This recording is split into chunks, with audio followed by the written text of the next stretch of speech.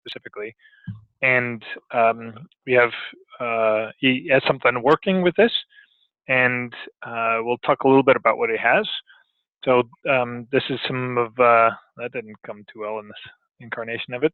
Sorry, this looks like a PowerPoint to Google Slides thing, but recall there are different stages here where you define a graph and then you instantiate it, and then you have the opportunity to iterate on that and execute it multiple times and save some of the overheads from it.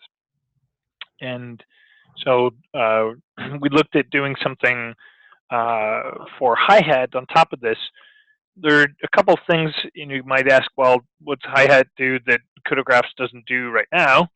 One of the things is that if you have multiple CUDA graphs, there's no way today for being able to say, I'm going to take sort of this long stream of nodes and dependencies, chunk them into different subgraphs, which I'm going to instantiate and iterate on. And I want to be able to have dependencies and relationships between multiple graphs. Could come in the future, but there's no way to do that now. And although CUDA graph supports GPUs and CPUs, it doesn't support other things. So we've looked in our automotive space, for example, and there are other kinds of targets in our SoC land that CUDA graphs doesn't span all the way across. And so we've looked at ways where you can have something that's more general. And in particular, the key notion is you can essentially define the nodes and bind them later, and be able to say, no, here's the graph, I'll tell you what it is, and a scheduler can go and make its own decisions to bind nodes to one target or another.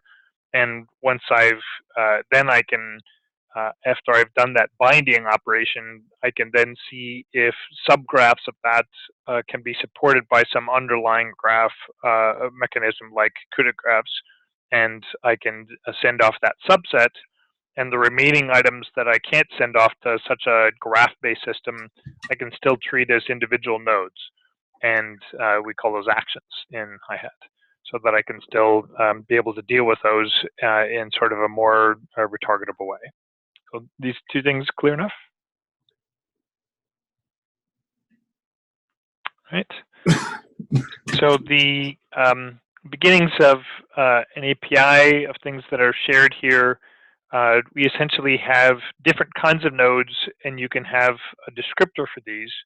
The most basic kind is essentially you can specify what the node type is, and then there are different kinds of graph nodes that you can have, and for each of these different kinds of nodes, you can specify what its type is. And then you can have a particular execution resource set that's mapped onto. I think not all the underbars are showing up here.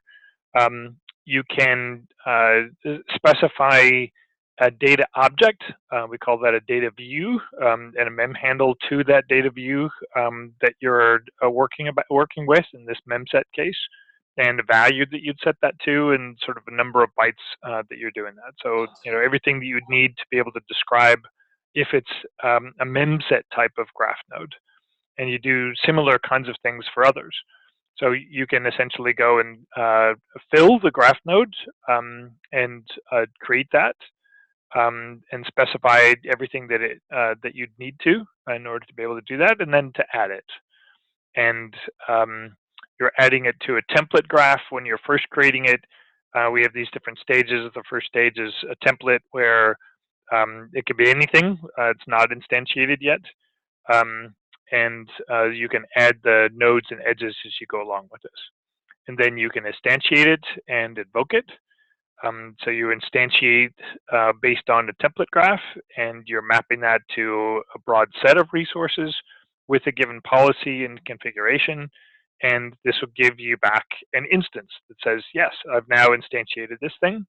And when you're ready to actually execute that, you invoke it and you get an instance graph. You notice the sort of chain here from graph template to graph instance.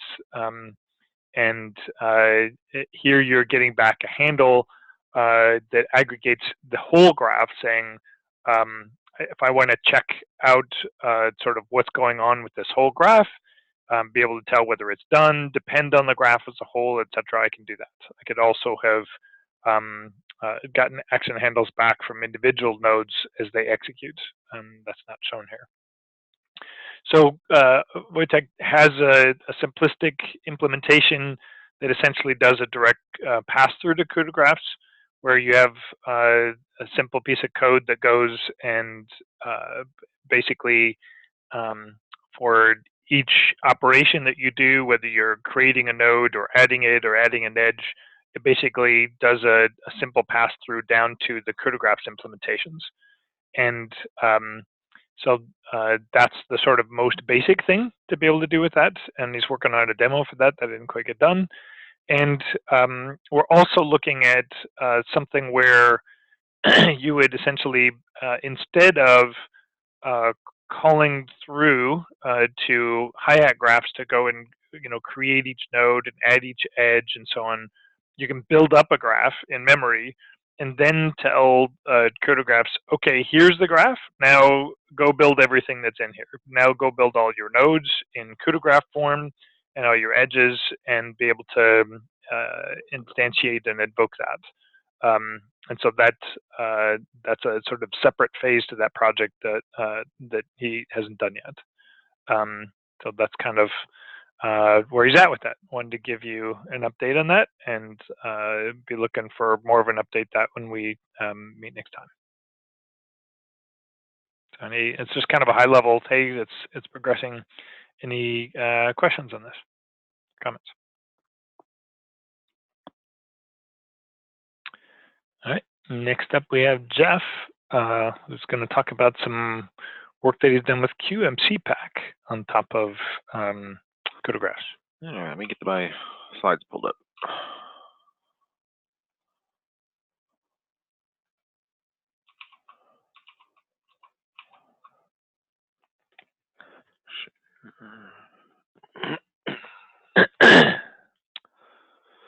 Let me know when you start seeing my screen. Yep. We're good? Okay. So this is an update that I have promised for several months on this call, and I'm finally getting to the point that it's worth sharing something. So I've been working kind of under auspice of ECP at taking a small portion of the QMC Pack application and exploring the usefulness of both CUDA graphs, but also the usefulness of some different programming abstractions. But I'm going to focus on the CUDA graphs part of this right now.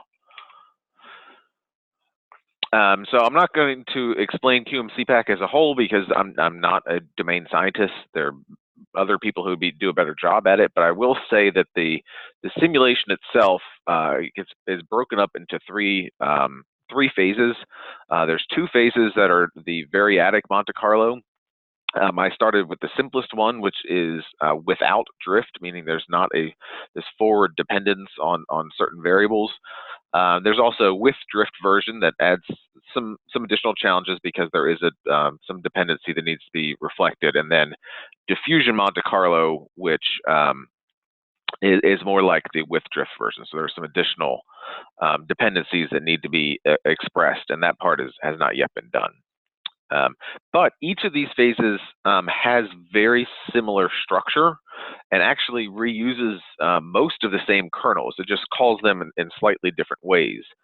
The dominant feature of these is that there is a ton of really tiny kernels that quickly become dominated by their launch latencies. So some of these kernels, just due to the amount of available memory on the GPU, are limited to not even enough thread blocks to even fill the GPU once over, and their runtime is very short, on the order of a couple microseconds.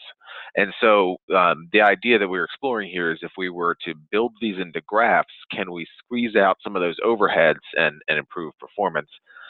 But additionally, can we expose some concurrency that's not currently being exposed to allow for those tiny kernels that don't fill a GPU perhaps to overlap with each other as well? So we identified a very small portion of the code that we wanted to look at, and that's what I'm focusing on here.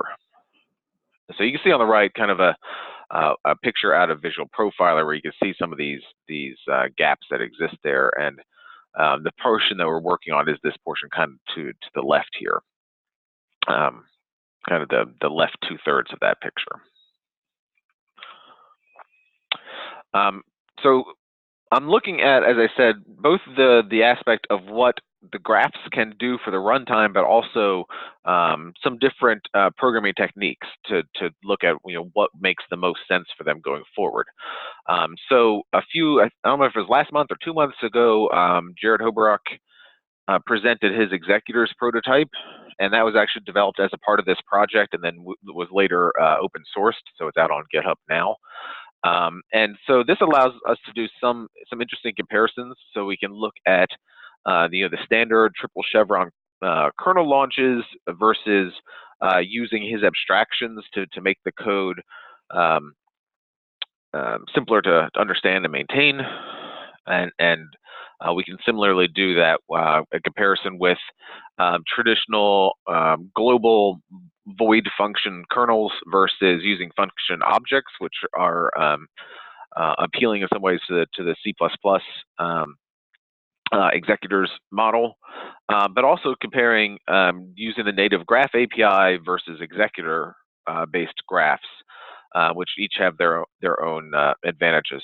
Now, I did not expect to be able to use the graph capture API, which Stephen Jones has talked about in previous calls here, because of the use of some code that was on the CPU that we couldn't capture, and then some other features that kind of did not interact well with the graph capture. So I didn't expect to be able to say native graphs versus executor graphs versus captured graphs. But over the course of the last couple of weeks, I've actually taken away those barriers, and the data I'm going to show today is actually from the graph capture rather than the native graphs, as I'm kind of backporting those improvements to the ones calling the native API to build up the graphs. Some of the challenges that I hit as I was doing this, the biggest one is things remaining on the CPU. There were some small parts that were still there, and none of them were necessarily difficult or time-consuming things. They just were never ported to the GPU. And my initial approach to this problem was, well, I want to do a really, really fair comparison, and so I'm going to leave those on the CPU and see what can the Graphs API do without moving these to the GPU, because there may be less straightforward things in the future that need to remain on the CPU. And it turns out that these parts of the code made things much more difficult than anticipated. So if I'm using the native CUDA Graphs API, which is a very low-level API, I hit kind of two issues, and I really kind of listed them in the reverse order here. That the lack of a parameter capturing mechanism made things very difficult. So I'd build either a host lambda or a function that could be used as a callback, but I needed to be able to capture all of the data going into that in such a way that when I hoisted the graph up the call tree, things that weren't left on the stack and cause memory issues. So we had to move anything that was stack-based to the heap, and then eventually be able to clean that up later. And that kind of additional step there is challenging, because you're having to keep up with all of these things and eventually garbage collect them. Additionally, CUDA callbacks are expensive. They do add some time, and so when you're attempting to squeeze out as much overhead as possible, any additional overhead that the callbacks add are kind of working against you there. So in the end, those two things kind of made using these within the native graphs not really feasible. And really the dealing with stack-based variables, if I have a graph, a low-level graph, and I want to hoist it up to another level, that turned into a huge undertaking, because now everything that I had working in this low-level function, as soon as I moved up, stopped working, and I had to go back and fix it. Now, using Jared's executors, it actually worked a little bit easier, because things kind of got captured into the executor, and because he defers the building and the execution of the graph till much later, host lambdas worked for a long time until suddenly they stopped. And it was after a few levels up the call tree, eventually they stopped working as well. So it actually deferred the problem for a long time, but eventually it still kind of caught up with me. So that turned out to be a challenge. And in the end, I ended up kind of relenting and saying, okay, well, what I've learned from this is that leaving things on the CPU is probably not a good plan, and I went ahead and ported those. And I did have a nice. More about what the issues there were? Well, as I said, it's as you can get a graph working down in your call tree works fine. It's calling into the host node just fine. But then, okay, that's not a sufficient graph. I want to merge it with another graph somewhere else. And as I did that, having to if you leave things on the stack, you start getting wrong answers because the stack has gone away. And as you're moving things to the heap, it becomes a bit of a maintenance nightmare to be able to know when it's safe to eventually garbage collect those things.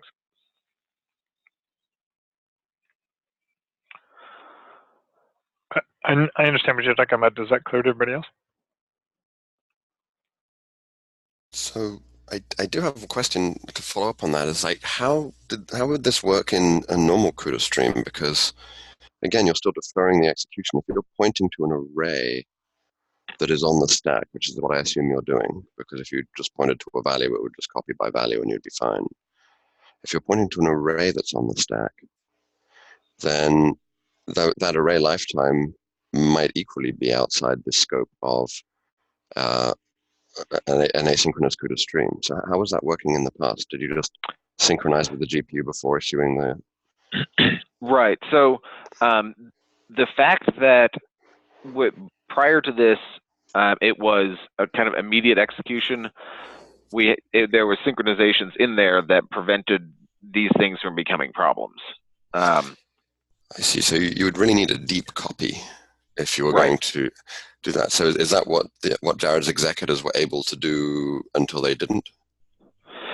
So with the executors, because he had built the thing to defer building the graph, he went ahead and captured a lot of the parameters. And I don't know exactly all of the magic that he has built in there that enabled this to work longer, other than he had to build things up into a class object that represented this graph, and then at the time that he later built the graph to execute it, because he had stored everything into these objects, he was able to clean them up later. Right. Okay. So it does sound like he was able to do some deep copy in some way. In some way, yeah. The issue is that with host callbacks, you're kind of limited in the data that you can pass to the actual callback, right? Because you can pass basically a void pointer. So to do the kind of transformation that is sort of required to go from what would be a synchronous code to something asynchronously executed on callbacks, you have to introduce these dynamic allocations and deep copies, as Stephen was saying. But then as Jeff was saying, you then have to figure out when it's safe to garbage collect all those allocations. So it becomes kind of a mess, and I'm not sure that my prototype actually ever correctly implemented that kind of garbage collection correctly. Yeah, because Jeff was running into. Yeah, I think that's true, because generally with this prototype, the graph was used once, and so I think it made the assumption that once we've executed the graph, you can just go ahead and clean things up, and so we still didn't get the reuse, but we were able to work to the higher level. Okay, yeah, that's a tough one to solve, because when as Jared just pointed out, going from a synchronous to an asynchronous model really changes your storage lifetime. So yeah, and it's not so much necessarily about any particular interface. It's just that you have to start thinking about something as a programmer that you never did before, which is your memory object lifetime management. Yeah, and asynchronous programming is already a challenge, and then you add one more level of now I'm deferring the execution to a much later time. It just kind of tickles some of these things that you might not, that were really problem in your code probably in the first place, but didn't really get tickled before. Yeah, garbage collection is a very difficult problem to solve. I agree. Okay, thanks. Yep. And there's not. Do you see very much of a path forward on that? I'm not sure what else did. I mean, sure, Jared, maybe you can go back and look at your prototype implementation to see if there were some, put it through more paces with respect to garbage collection there, right? But I think it's just not all the garbage collection is really up to you, right? Well, maybe garbage collection is overstating what the actual problem is, because we actually know when the garbage collection has to happen. I mean, at the latest, it needs to happen when the graph is destroyed. So I don't think it's an insurmountable engineering problem. It's just a problem that I didn't realize would need to be solved in the first place. So I didn't set out to solve that problem. But you know, in a version 2, I think it's the kind of thing we should design for if we revisit this sort of thing. Well, that's a cleanup. I mean, were you getting the kinds of errors that were like, hey, something got garbage collected that shouldn't have, and now I've got a rogue pointer? Or well, is it a memory leak problem? It's more that, like Jeff was saying, the syntax of C++ lambdas just make it really easy to capture temporary variables that you don't realize that you're capturing, and then only later in some, you know, remote part of the program, when you actually execute the thing, do you notice that there's a problem. So like I was saying, I think it's just an engineering problem to be solved. You know, if the executor's prototype that we use had a more robust way of allocating and tracking these objects that host callbacks needed, then I don't think we would have run into this problem. But I don't know. I just didn't realize that it was going to be such an issue, or else I would have, you know, engineered something that would be much more robust. Just feel like something that's worth looking into and kind of poking at some more and getting back to us on? I mean, it has to be solved eventually, I think, for at least host callbacks and graphs to be really useful. So I feel like someone should take a look at it. For what it's worth, I am working on like a revision of that prototype, and it's something that will eventually need to be solved in it. So I think I will get to it eventually. Okay. This would be interesting. I'm sort of fishing for the bigger picture issues, right, Jeff? So it'd be good to kind of unearth and clearly articulate those kinds of things as we go along. So that's helpful. Thanks. Yeah, I think we need to give some serious thought into this, because I think with the graphs, it appears, you know, the CPU nodes are very much based on the notion of, okay, well, if you're already using a, you know, CUDA callback on the CPU, well, here's the mechanism, but it doesn't necessarily feel like it's a first-class citizen of, okay, there may be times where there's legitimately work that needs to stay on the CPU, and how we, you know, what's the best solution for it. I think we just need to give it some thought. Yeah, I mean, on that note, we sort of intentionally is possibly the wrong word, but you know, we knowingly built the CPU callback nodes to be unsophisticated because it wasn't clear exactly what they needed to look like. Things like this illustrate, you know, as Jared pointed out, something I would not have thought of, but now with hindsight it seems obvious. You know, variable lifetime is a challenging problem when you've got lots of different scopes, and you know, short of allowing for callbacks to be registered to let you know when you need to free up your respective datas and things, you would need something like Jared's system to be able to track that kind of thing automatically, I suspect. You know, I can imagine making the CPU callbacks much more capable in terms of, you know, lower latency, being able to target specific CPU cores with your callbacks, all of that type of stuff. But like lifetime of data is like when you switch from synchronous to asynchronous is a significant transformation in your program. Yep. So, all right, I'm going to go ahead and move forward, but I think we've got some obvious places we can kind of think on the CPU compute. One kind of side benefit to kind of put, to wrap it up, as I moved things to the off of the CPU to the GPU, it did have the nice side benefit of, well, now the data movement that was happening to get things to the CPU can go away, and that was a nice side benefit. So.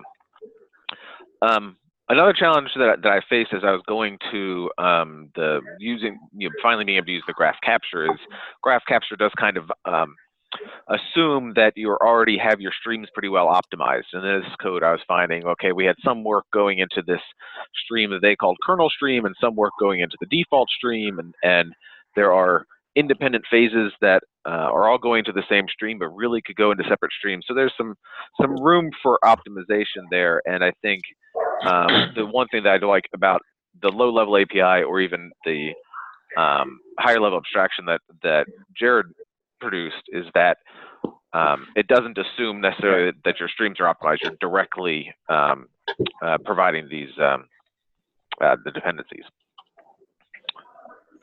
So as for the status, within one of those three phases of the code, which is the VMC step, one of the two VMC steps, one portion of the code, which is the ratios loop, has been moved to graphs. And this was a conscious decision we made when we started this project of this is the section of the code we want to look at because we knew it was dominated by these small kernels.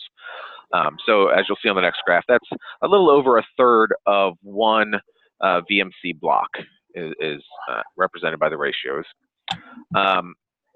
Put in the effort, as I said, to move things off the CPU code. And the reason I put down here significant effort is because of the decision I made early on to try to leave things on the CPU as much as possible, and the amount of effort that went into trying to get that working. Once I gave up on that and just bit the bullet, the porting of the stuff to the GPU actually was fairly straightforward for these parts of the code. And it had the nice side benefit after working through a couple minor things of being able to use the graph capture. I'll show the results in the next graph, but even without any sort of reuse of the graphs, I'm seeing some gains in this code, and so that's definitely a positive result. And I'm backporting the changes that I made to get this working to the other versions of the code. So I didn't have them done today. I was hoping to have at least one more bar done today, and I didn't, but hopefully within the next 2 weeks. And then I'll note, and I put it here under status rather than challenges, but some of the video tools didn't necessarily like my transformations into graphs, and so there's bugs to be filed on that, but we'll get those straightened out. So currently the performance, so the reference bar is running things on the GPU. This is the standard GPU code inside a QMC pack. And then if I move the sum kernels, which are these things that have been done on the CPU to the GPU, you can see I do see some gains. So this middle bar is kind of the new baseline of what's possible. And then using the graphs, you can see the blue is the exclusive time in VNC that wasn't touched. The orange is the part of ratios that didn't change. And you can see that graph launch now takes up most of the ratio time and some amount of that to instantiate. And so even without reusing the graph, with having to capture, instantiate, launch, destroy every single block, actually every single step within every block, I still see about a 9% performance improvement to the ratios part. And if you just subtract off the instantiate, that goes up to 16%. And Stephen pointed out to me yesterday that actually that's understating what's possible, because the first time you launch a graph is more expensive than the second and third and so on. So we would expect to see even a larger benefit once we have graph reuse. And the reason we're not reusing the graphs right now is I need to use the recapturing API, which is not released yet. And so I'm experimenting with that, and I expect that will enable me to rather than have to completely rebuild the graph every time, update my nodes with the modified parameters so that I can lower that overhead. So I expect this to go up quite a bit once I've done that.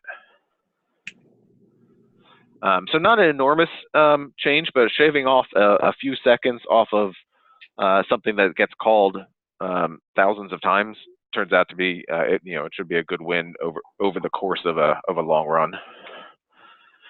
For future work, there was definitely opportunities for optimization. So there's actually 5 potential branches in the tree that are all linearized right now, because that's just how the code was initially written. And so I expect to be able to make the graph fatter, which will in part enable more the GPU to be better utilized, because as I said before, many of these kernels are tiny, and I think they should be able to run simultaneously and really squeeze out the graph. I may be able to make the graph taller eventually too, but for the focus of this exercise, we had really chosen a particular part of the code. Once I have backported these new kernels I've written to all the other versions of the code, I'll be able to make some stronger statements about how native graphs compares to graph capture compares to these executor models. I do intend to make the graph reusable using either recapture or manually updating the nodes in the native version, and then I need to port this to the other phases of the code, and that's something that will come later. So definitely some work to be done, but pleased with what they're seeing so far. That we're definitely seeing a speed up even without any form of graph reuse. That was a nice thing. And I guess the other lesson learned I didn't put on. Oh, here's the lesson learned. Lessons learned: avoid host nodes. We need to think about them more, but right now I'd say if you can avoid them, avoid them. Function overloading, it turned out to be an interesting thing, because the way that you pack the parameters to the node, if you have overloaded kernel names, that's not going to resolve anymore, and so we had to kind of break that up and provide unique names to the different kernels, because it just couldn't resolve which one it needed to call. Watch out for copies to and from unpinned buffers. This has been a known issue inside of CUDA for a long time. It's something you should avoid in general, but when you're doing it with graphs, it becomes particularly interesting, and you can have copies firing not when you think they should. This is mostly a problem when you're using the CPU nodes, though. Abstractions are definitely your friend. Nobody should have to write the low-level stuff, and the abstractions that Jared developed were actually really useful, a lot friendlier to write, and even without reusing your graph, it is possible to get speedups within this code. So, any questions?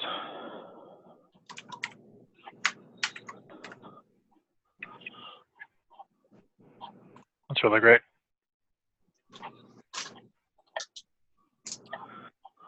So maybe in a couple, maybe not next month, maybe the month after that, I'll be able to show some more data with some of these other abstractions too.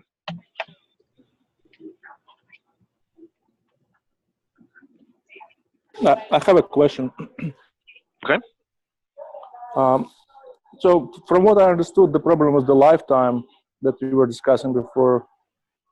So for example, if you capture local variables by value, and then you introduce reference counting for heap objects, so what else is preventing this to be safe?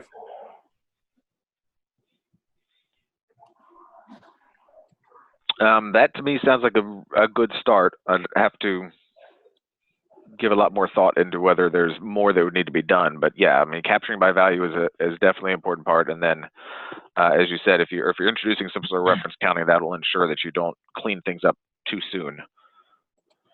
But that's something that doesn't exist in the code right now, and so it would just need to be something that would need to be developed. Okay. And can I just follow up on that for a moment? Capturing by value makes sense if I have a pod type, but if I needed to do a deep copy, that's a slightly different matter. To what extent were you needing to do deep copies? Because I can imagine the graph system capturing its own private local copy that lives for the lifetime of the graph node and therefore intrinsically is destroyed when the graph is destroyed. the graph system, like no runtime system would be able to do a deep copy.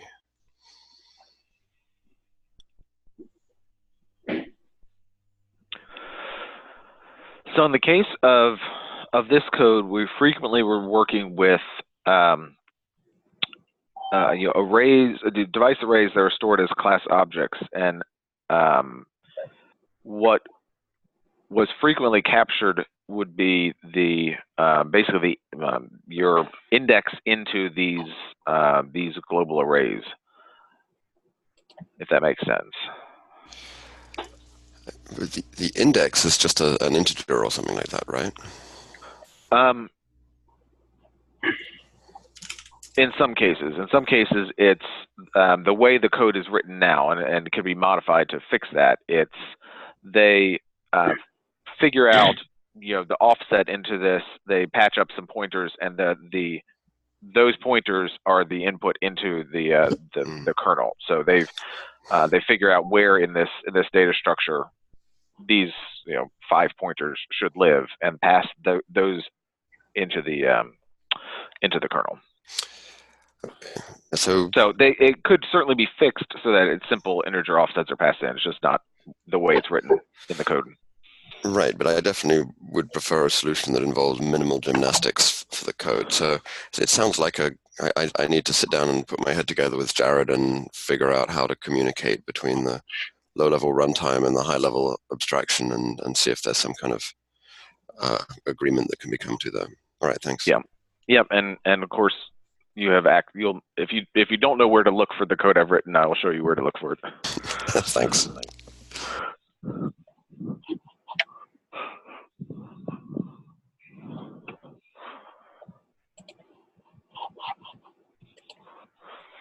All right, well, sounds like we've got a wrap. It's good to get insights in how this works, so it's good.